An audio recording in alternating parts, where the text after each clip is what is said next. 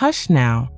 The pain is just the impurity leaving your blood. A woman's voice whispers. It is calm, terrifyingly maternal, yet as cold as a surgical blade. History is haunted by monsters who killed in fits of rage, but few were as patient as Linda Hazzard. She didn't use knives or fast-acting poisons. She used something far more insidious: hope.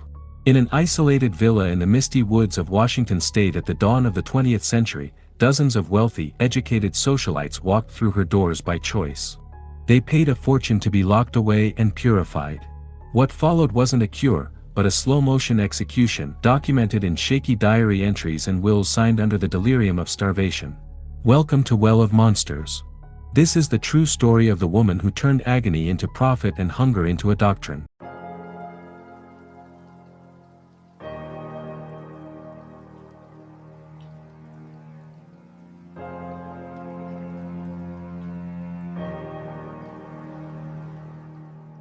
Linda Burfield was born in 1867 in Carver County, Minnesota.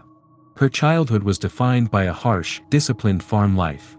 From a young age, she displayed a detached personality. She spent hours observing the deaths of farm animals and experimented with her own body, seeing how many days she could go without eating. She developed a belief that the human body was a machine that needed to be cleansed of waste.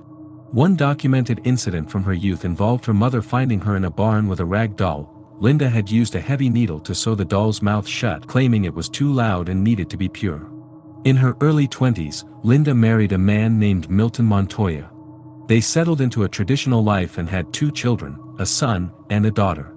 For several years, Linda played the role of a mother, but those who knew her described her as cold and detached from her infants. In 1898, the breaking point arrived. Without a legal divorce, a note, or any explanation, Linda walked out of the family home. She left her 2 toddlers with a husband who struggled to provide for them and vanished into Minneapolis. She spent the next 4 years living in boarding houses, studying natural hygiene and forging a new identity. She realized that the medical world was easy to infiltrate. By 1902, she had successfully manipulated legal loopholes in Washington state to be grandfathered in as a fasting specialist, a title that gave her the legal right to treat patients despite having never spent a single day in medical school. While practicing in Seattle, Linda met the man who would turn her fanatical theories into a lethal business, Samuel Christman Hazzard. Samuel was a former U.S. Army officer with a documented history of corruption. He had been court-martialed for stealing military funds and had served a prison sentence for bigamy. He had been married to 2 women in different states simultaneously. Samuel was a master of forgery and psychological coercion. He recognized that Linda's cure was the perfect cover for a long con. They married and moved to the isolated, rainy woods of Olalla, Washington, to open Wilderness Heights. Samuel took over the role of business manager. He was responsible for intercepting all patient mail, rewriting wills, and forcing skeletal victims to sign over their power of attorney. He was the legal wall that prevented the outside world from seeing the dying people inside. Linda eventually reclaimed her children from her first marriage and brought them to the sanatorium. The environment was a study in psychological horror. The kids lived in the family quarters, where they were fed full, hearty meals. They were encouraged to play in the gardens, their laughter echoing through the trees while, just yards away, patients were dying in locked rooms. The children were forced to watch Linda's treatments. These included massages where Linda would pin a starving patient to a wooden table and pound their abdomen with her fists until the skin was purple with deep bruising, claiming she was breaking up toxins. The children also saw the forced enemas, hours-long procedures using gallons of nearly boiling water that left the patients screaming in agony.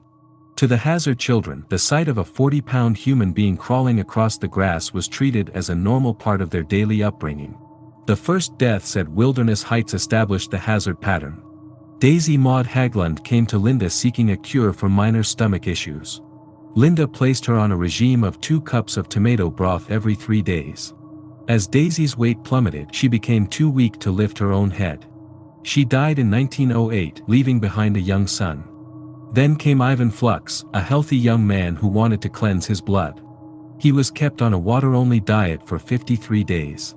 By the end, Ivan was so emaciated that his bones were visible through his skin, and his internal organs began to fail. As Ivan lay dying, Samuel Hazzard stood by his bed with a fountain pen, guiding Ivan's shaking hand to sign over a portion of his estate to Linda as payment for his salvation. Both Daisy and Ivan were buried quickly, their deaths attributed to natural causes on certificates signed by Linda herself. By 1910, the treatments at Wilderness Heights had become a system. The house itself exhaled the odor of damp wood and antiseptic, but never food. Linda managed the sanatorium with military precision. A dozen patients wandered the misty grounds dressed in expensive nightgowns, looking like specters haunting a living tomb. They were not allowed to talk about food. If they fainted, Linda would tell them it was toxic vapor leaving the brain. This was the brilliant, twisted choreography of her cult. She convinced them that their agony wasn't starvation, it was the very process of becoming divine. She targeted people who were already vulnerable, often those in mourning or with invisible anxieties. She separated them from their families, ensuring that the only reality they knew was hers. She held absolute authority. And while her patients' stomachs shrank to the size of a walnut's, Linda's legal team was busy. Wills, deeds, and powers of attorney were signed by skeletal hands, too weak to hold a pen without Linda's firm, cold hand guiding them. Outside, in the rain, she had men digging. Not gardens. She was making room for the purified. In April 1911, British heiresses Claire and Dorothea Williamson arrived at the Heights. They were the golden prize for the Hazzards. They were wealthy, adventurous, and completely alone in America. Linda immediately separated them, placing them in isolated rooms. She told Claire that Dorothea was recovering in another wing, and told Dorothea the same about Claire. In reality, both sisters were being starved to death. Claire Williamson was soon reduced to 50 pounds. Her hair fell out in clumps, and her skin turned into a sickly yellow. She was so delirious from hunger that she was found trying to eat the condensation and moss off the window frames. Every time Claire begged for food, Linda would lecture her on spiritual weakness and increase the frequency of the agonizing boiling water enemas. On the day Claire died, the air in the sanatorium was heavy with the scent of pine and salt. Linda didn't call a mortician. Instead, she performed the autopsy herself in the basement, a gruesome conflict of interest that allowed her to list the cause of death as cirrhosis of the liver rather than starvation. While Claire's body was being prepared for a quick, quiet cremation, Linda was already wearing Claire's expensive silk robes and pinning the sisters' diamond brooches to her own chest. She had consumed Claire's life and now she was wearing her skin. Dorothea Williamson, though starving and nearing death herself, possessed a flicker of survival that Linda hadn't managed to extinguish. In a moment of clarity fueled by the terror of her sister's sudden disappearance, Dorothea realized that the nurses were actually jailers. She managed to bribe a local gardener, a man who had seen too many thin shadows wandering the grounds, with a hidden ring. She gave him a frantic, scrawled note addressed to her childhood nurse, Margaret Conway, in Australia. The message was simple and chilling: "Come at once. We are in grave danger. Claire is gone." When Margaret Conway received the message, she didn't hesitate. She crossed the ocean, arriving in Olalla in July 1911. What she found at Wilderness Heights wasn't a sanatorium, it was a charnel house. The arrival of Margaret Conway was the spark that blew the doors off Linda Hazzard's fortress. Margaret didn't come alone, she brought the British vice consul and a local attorney.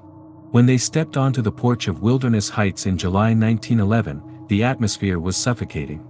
Linda met them at the door, draped in Claire Williamson's stolen silk robes, her demeanor as icy and arrogant as ever. She denied them entry, claiming Dorothea was too pure to be disturbed. But the law had seen enough. The local authorities, long suspicious of the death wagons leaving the hill at night, finally moved in. The scene inside was a glimpse into a living purgatory.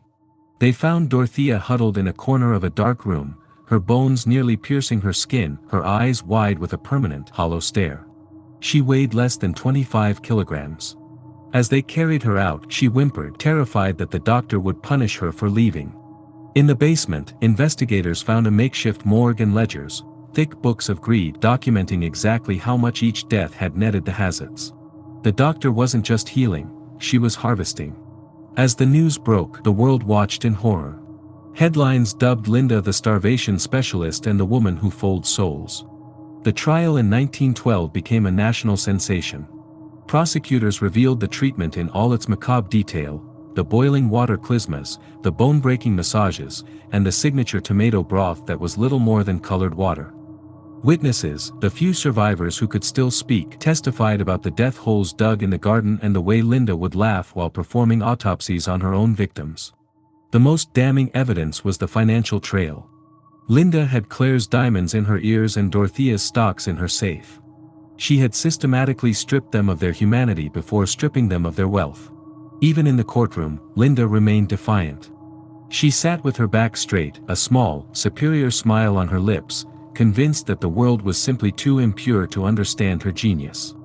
To her, she wasn't a murderer, she was a pioneer who had simply cleared away the dross of the weak. Prosecutors brought in the medical ledgers Samuel Hazzard had meticulously kept. These books showed a direct correlation between a patient's declining weight and the transfer of their jewelry and stocks to the Hazzards. The jury heard testimony from the gardener about the night wagons that carried bodies away in the dark. Linda was convicted of manslaughter and sentenced to 2 to 20 years at the Washington State Penitentiary. Samuel Hazzard was also arrested and convicted for his role in the financial fraud and the theft of the Williamson estate. During the trial, Linda's children were finally removed from her care by the state, having spent years witnessing the slow-motion executions of dozens of people. Linda was paroled after serving only 2 years. She traveled to New Zealand, where she was eventually caught practicing her cure again and was deported. In 1935, she returned to the charred remains of Wilderness Heights and rebuilt a school of health. She remained convinced of her own divinity until the very end. In 1938, at the age of 70, Linda fell ill with a severe infection. To prove to her few remaining followers that her theory was infallible, she began a total fast on herself. She refused all medicine, water, and food. For weeks, she withered away in the same rooms where she had watched Claire Williamson die. She became her own final victim, a skeletal 60-pound woman clutching a silk robe. On August 24, 1938, she died of the very thing she had sold to the world, starvation. The heights were finally silent, the hunger finally fed. Samuel had died years earlier, alone and impoverished. She died believing she was pure. But the hills of Olalla still hold the weight of those who never came home. Linda Hazzard wasn't just a fake doctor, she was the architect of a hunger that never truly ends. This was the story of Linda Hazzard. Don't forget to subscribe and join our dark archives. We have many more secrets to uncover. Until next time, take care of yourselves. And I'll see you at the bottom of the well.